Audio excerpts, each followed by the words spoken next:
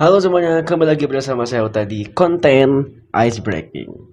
Jadi dalam beberapa waktu yang lalu mungkin kalian sudah mendengar bahwa Bapak Menteri Pendidikan kita mengumumkan jikalau skripsi bukan lagi menjadi penentu mahasiswa lulus atau tidak. Ini mungkin bagi orang yang skripsi menjadi berita yang bahagia tentunya ya, sangat apa namanya bersuka cita menyambut keputusan ini karena kalau nggak salah kayaknya sudah berjalan waktu Pak Menteri mengumumkan di sebuah forum gitu kan, kayaknya udah berjalan di waktu itu juga kayaknya kalau nggak salah putusannya juga sudah ada. Dan ini apa namanya ya, sekali lagi membuktikan bahwa aku melihat bahwa sistem pendidikan di Indonesia mungkin belum 100% baik, mungkin belum 100% sempurna, tapi rasa-rasanya dalam tahun ke tahun sudah menunjukkan berbagai macam apa namanya pembaharuan-pembaharuan yang sebenarnya memang perlu dilakukan, dan salah satunya adalah dengan penghapusan skripsi ini. Jadi kalau misalnya kita coba flashback ya dari beberapa tahun yang lalu, di mana sebelum skripsi ujian nasional sudah terlebih dahulu dihapuskan.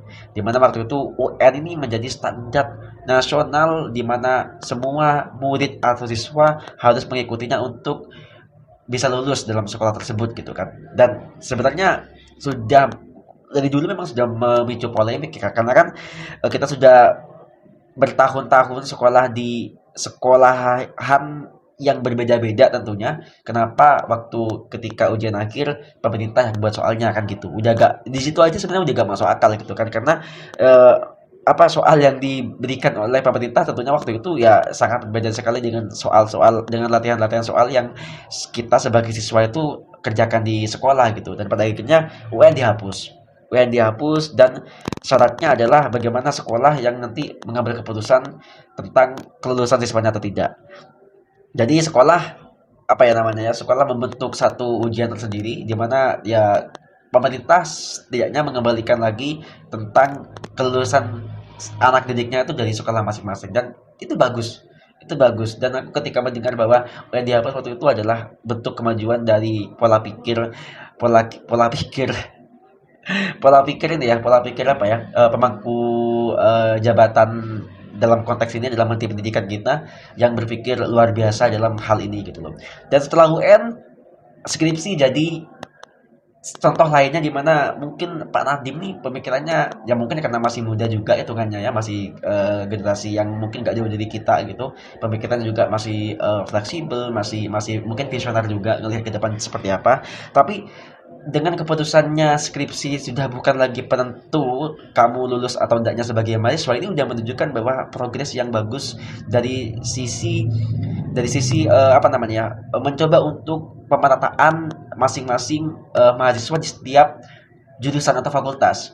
Tentu agak tidak masuk akal, sebenarnya masuk akal aja, cuma agak tidak sedikit masuk akal ketika mahasiswa teknik kemudian tes akhirnya adalah skripsi, di mana skripsi berapa namanya berkutat terhadap teori-teori dan juga ya tentu menyusun kalimat demi kalimat untuk membuat sebuah paragraf yang baik kan, seperti itu. Sedangkan dari sisi mahasiswa teknik sendiri mungkin jarang banget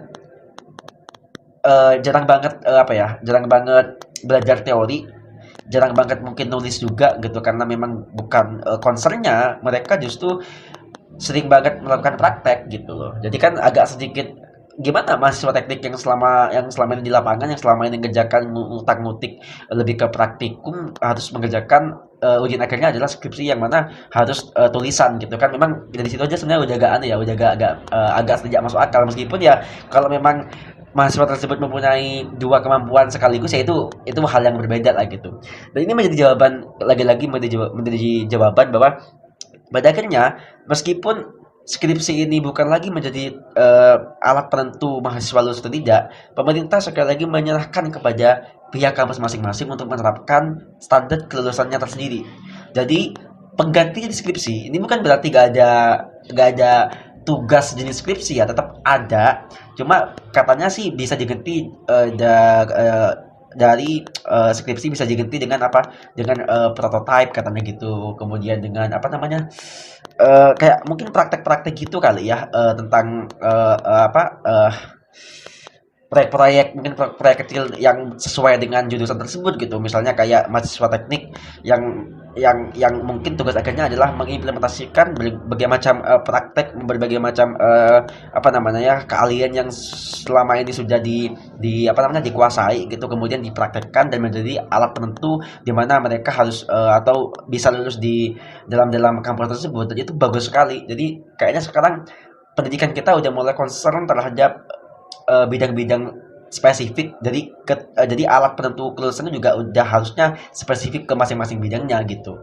Jadi ketika aku dengar juga bahwa skripsi ini bukan jadi udah kayaknya mau dihapus aja gitu, gak usah skripsi, itu sebenarnya bagus sih. Sebenarnya ada baiknya juga bagi setiap kampus dan setiap mahasiswa. Tentunya tipikal mahasiswa kan juga sama atau ada dua tipikalnya, ada yang suka nulis, ada yang pinter apa namanya, ada yang pinter nulis, ada yang pinter ngomong tapi gak pinter nulis gitu kan, ada yang pinter nulis tapi gak bisa ngomong, ada juga yang nggak bisa dua-duanya gitu, jadi lebih suka lebih ke arah aplikatif gitu. Ada juga yang seperti itu jauh lebih bisa mewadahi mahasiswa yang seperti itu, mahasiswa yang mungkin dari segi menyusun kalimat, dari segi penangkapan teorinya mungkin tidak terlalu bagus, tetapi dari segi skill, dari apa namanya soft skillnya ya, dari pengaplikasian teori ke prakteknya bagus, itu jauh lebih membantu sekali.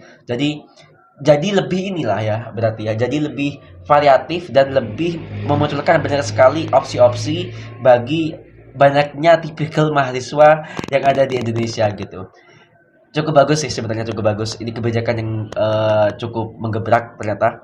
Dan kayaknya sih bagi mahasiswa yang masih mahasiswa nih sampai detik ini, itu kabar yang cukup baik ya. Meskipun saya tidak sempat merasakan, saya harus menulis skripsi dengan tebal hampir 155 halaman.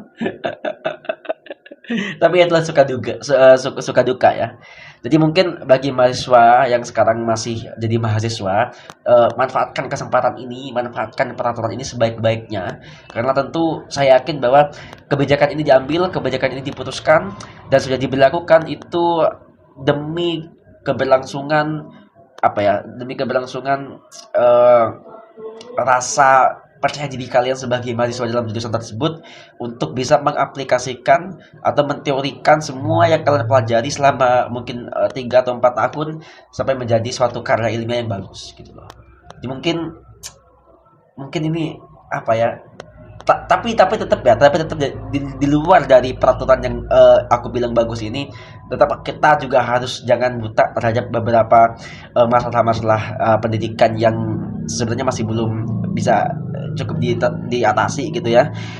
Di mana banyak sekali apa namanya sekolah-sekolah yang mungkin masih belum layak ditempati, jadi segi fasilitas juga masih belum lengkap.